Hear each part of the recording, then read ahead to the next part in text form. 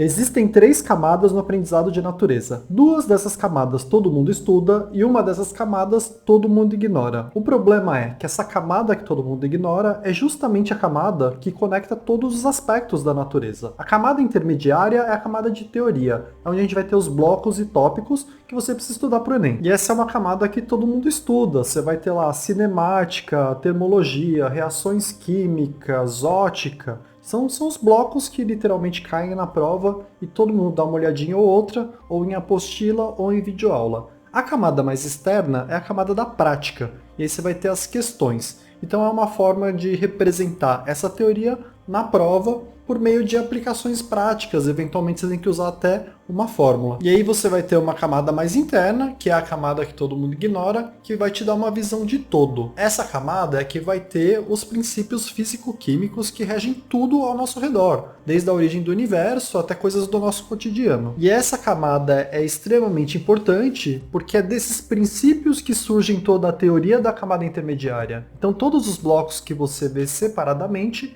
tem um conjunto de regras básicas que eles precisam usar para existir, que estão nessa camada interna, que é uma camada que tem as coisas, as ferramentas comuns a todos os blocos e todas as questões que caem no Enem. Então, todos os blocos diferentes que você vai estudar em natureza, eles estão conectados por meio dessas regras primordiais, que é esse número mínimo de regras que deveriam reger tudo. Então, nessa camada interna, você vai ter coisas como partículas elementares, forças fundamentais, inércia, entropia, essas regras gerais que estão em todos os blocos. E tem um aspecto dessa camada que o Enem adora, que as escolas não dão uma atenção especial para isso, que é um aspecto que conecta muito facilmente todos os blocos que caem na prova de natureza. Então esse aspecto sozinho te dá uma visão holística do conhecimento e te torna um mestre na interdisciplinaridade. E aqui eu tô falando da energia. Eu não sei se você já reparou, mas tem vários blocos, tanto de física, química e biologia, que mencionam o termo energia.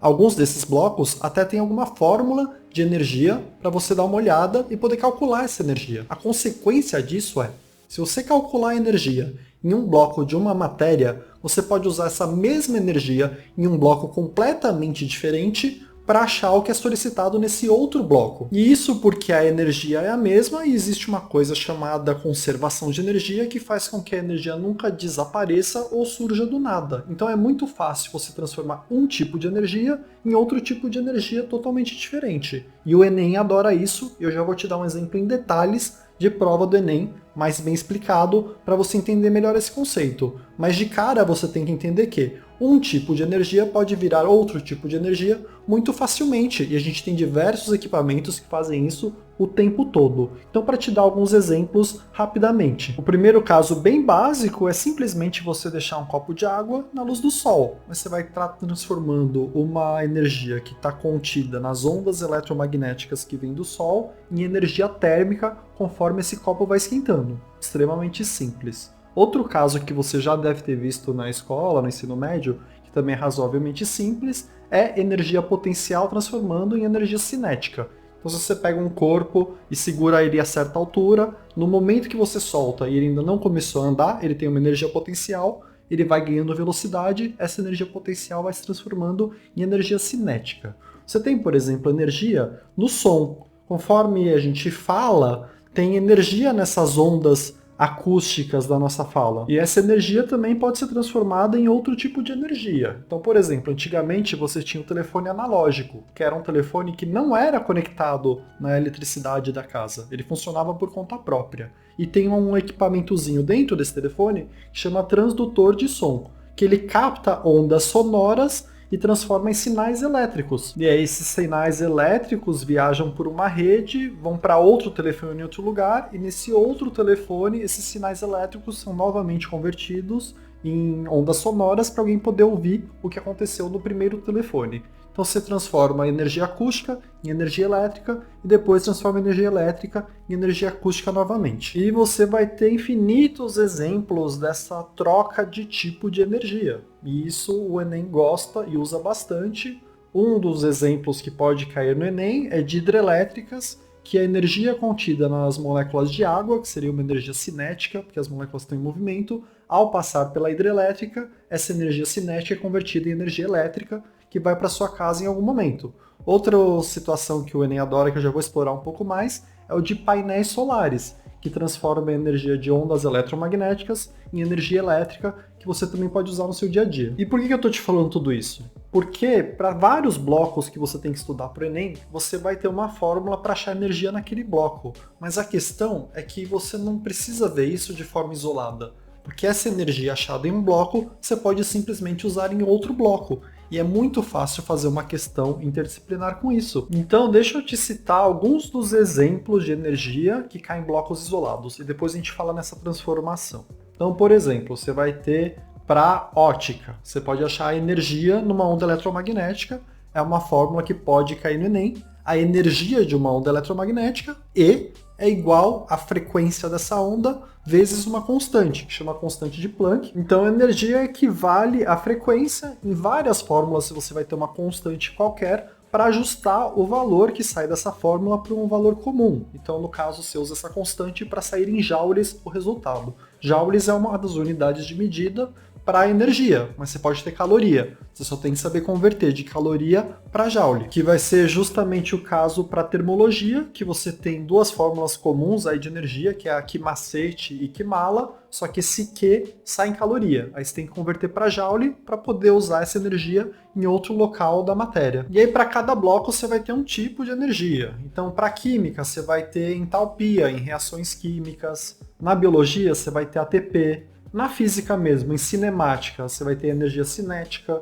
Na dinâmica, você vai ter a energia potencial elástica, você vai ter o trabalho. E aí você vai para a eletricidade e magnetismo, você pode ter a potência, que você vai ter que fazer um ajuste, porque o watt é joule por segundo, então você precisa pegar um watt e multiplicar pelo tempo que está em uso o equipamento para descobrir a energia em joule. Então tudo você vai ter que transformar para joule, para poder jogar essa energia em outro bloco. E aí você chega até no auge dessa matéria aí, falando de energia, que você pode converter energia em massa e massa em energia. Isso não cai no Enem, mas é aquela fórmula famosa do Einstein lá, E igual a mc ao quadrado, E de energia, m de massa. Então dá para você brincar com essa questão de energia em praticamente qualquer lugar da natureza para sair de um lugar e para outro, e isso é usado pelo Enem para gerar interdisciplinaridade nas questões, que deixa a questão, por um lado, mais difícil para quem não tem essa noção, e para você que está aprendendo isso agora, se torna uma questão bem mais fácil, que é o que eu estou te falando. Você vai pegar, achar energia num local, usar essa energia em outro local com uma forma diferente,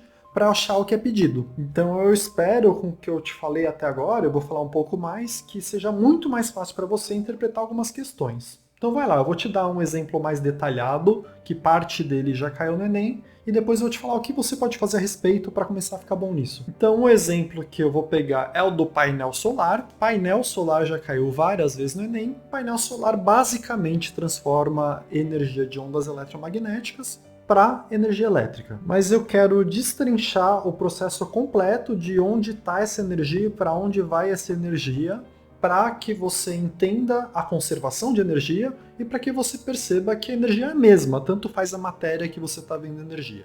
Então vamos lá. Essa energia que chega no painel solar vem da onde?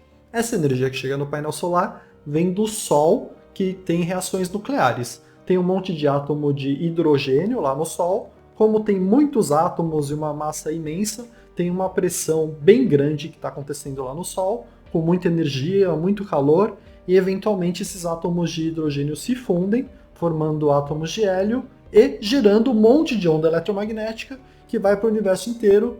Parte razoável dessa energia vem por meio de luz visível para o planeta Terra. E essa luz visível a gente converte em vários tipos de energia de várias formas diferentes, sendo uma delas o uso de painel solar. Mas nas plantas você vai transformar essa energia da onda eletromagnética por meio da fotossíntese em glicose, que aí vai ser uma energia química. E aí, chegando essa luz no painel solar, ele vai pegar essa energia contida nas ondas eletromagnéticas, vai gerar energia elétrica, e o Enem já usou alguma vez a energia elétrica para aquecer algum corpo, e aí você vai ter uma energia térmica. Então você vai ter uma conversão lá no Sol de massa em energia, você usaria a fórmula do EmC², só que isso nunca caiu no Enem, mas é o que você usaria, porque durante uma reação nuclear você perde um pouquinho de massa e essa massa é convertida em energia.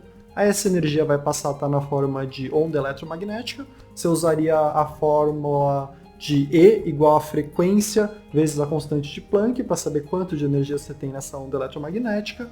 Aí você vai calcular do painel solar quanto ele é capaz de captar por vez para transformar em energia elétrica. No geral, ele vai usar potência por metro quadrado, porque aí vai depender do tamanho do painel solar e o tempo que ele fica captando, por isso que vai sair na forma de potência, ou seja, em watts, que vai ser joule por segundo. Você tem que calcular esse joule por segundo pelo tempo que ficou lá disponível. Com isso, você vai ter à sua disposição um monte de joule que você pode usar para aquecer algum corpo. Aí você passa a usar as fórmulas de termologia, que, por exemplo, é o que macete. Você só vai ter que converter joule para caloria, porque a fórmula de termologia não gosta de joule, gosta de caloria. E aí a questão vai te contar se você deve usar joule ou caloria, você só precisa saber converter um para o outro, isso é a parte fácil, mas o ponto é que aquela energia inicial que estava nos átomos de hidrogênio, que sofreram uma reação nuclear, vai acabar por aquecer o seu copo depois de passar por todo esse caminho. Onda eletromagnética, painel solar,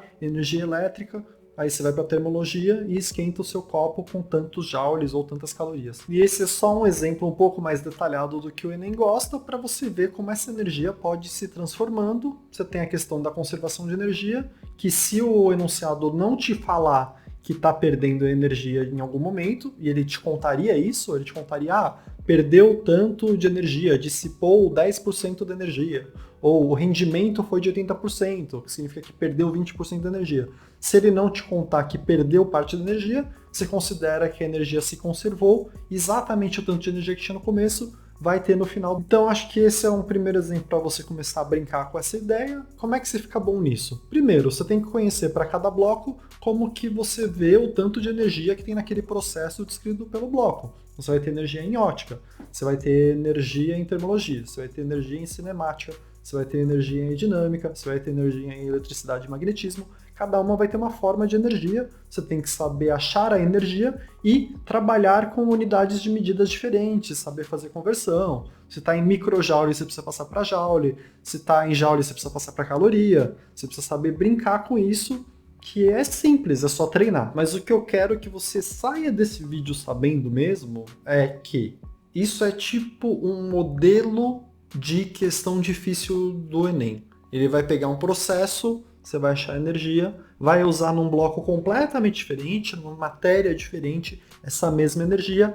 para achar o que é pedido nessa outra matéria. Então ele pode te dar um texto super confuso, se você tem esse modelo já na sua mente, fica muito mais fácil de interpretar. Aí, é claro, você tem que dominar as fórmulas para conseguir fazer isso, mas pelo menos você já entende que se numa questão cobra qualquer formato de energia, você já pensa na possibilidade de o exercício estar querendo que você transforme um tipo de energia em outro. Então por hoje é isso, eu vou te deixar aqui no final um outro vídeo de natureza, que eu também falo como ir muito bem em natureza, por um ângulo completamente diferente desse vídeo, que é como aprender natureza de forma lúdica. É um vídeo que o pessoal adorou e melhorou muito em natureza. Então por hoje é isso, obrigado!